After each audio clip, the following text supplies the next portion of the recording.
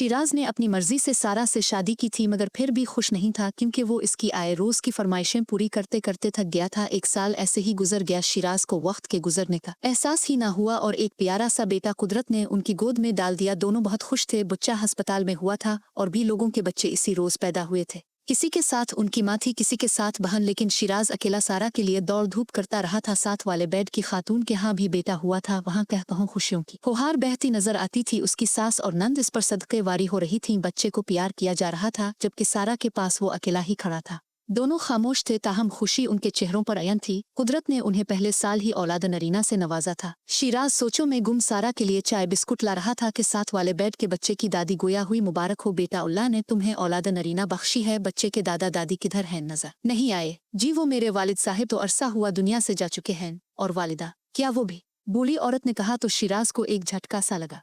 नहीं जी, वो इस दुनिया में हैं, मैं अभी इत्तला करता हूँ। इतनी बड़ी खुशी की खबर अभी तक तुमने अपनी माँ को नहीं बताई, हैरत है, इसने कहा और अपने पोते को प्यार करने लगी। शिराज के जहन में आंधियां चलने लगी थी। इसे उम्मी को जरूर फोन करना चाहिए था, मगर उनका नंबर तो सारा ने डिलीट कर दिया था। अब क्या करूं? इसने कुछ देर सोचा और अपनी मोटरसाइकिल निकालने लगा। घर का दरवाजा खुला हुआ था और उम्मी एक चारपाई पर लेटी तस्बीह पढ़ रही थी। उनकी आंखें बंद थी। शिराज के आने की उन्हें कोई खबर नहीं हुई थी। वो अपने ध्यान में तस्बीह पढ़े जा रही थी। शिराज नादिम खड़ा था। वो काफी देर से अपने आप को उनसे बात करने के लिए तैयार कर रहा था। आखिर बात शुरू कहाँ से करे? इसने उम्मी के साथ कुछ अच्छा भी तो नहीं किया था।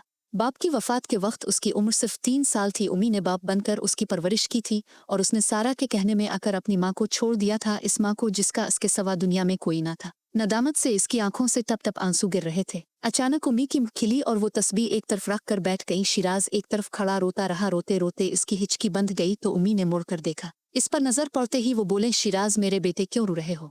उन्होंने इसके करीब आकर आंसू साफ करते हुए कहा, उम्मी उम्मी। वो माँ के सीने से लगकर लड़कियों की तरह रो रहा था। अपनी 23 साल जिंदगी में वो इतना ना रोया था जितना आज छलक पड़ा था। मेरे बेटे मेरे चंदा क्यों रोते हो? रोइन तुम्हारे दुश्मन, मुनसाफ करो, कोई देखेगा तो क्या कहेगा? मैं अभी चाय बनाती हूँ। नहीं उम्मी, मैंने चाय नहीं पीनी, आप मुझे माफ कर दे, मैंने आपके साथ बहुत ज्यादती की है। आप चली मेरे साथ, में आपको आपके पोते से मिलवाता हूँ। माँ ने मुंह दूसरी तरफ करते हुए कहा, बेटा सारा मुझे मेरे पोते से मिलने देगी? कैसी बातें करते हो उम्मी? अब वही होगा जो मैं चाहूंगा, सारा वही करेगी जो मैं हुक्म दूंगा। आप चली अस्पताल, आपकी बहू और पोता आपके मुंतजिर है। उम्मी ने खुशी के आंसुओं को दोपट्टे से साफ किया और शिराज के साथ मोटरसाइकिल पर बैठ गई, जो खूबसूरत खुशियों भरे सफर को रवाना हो गया।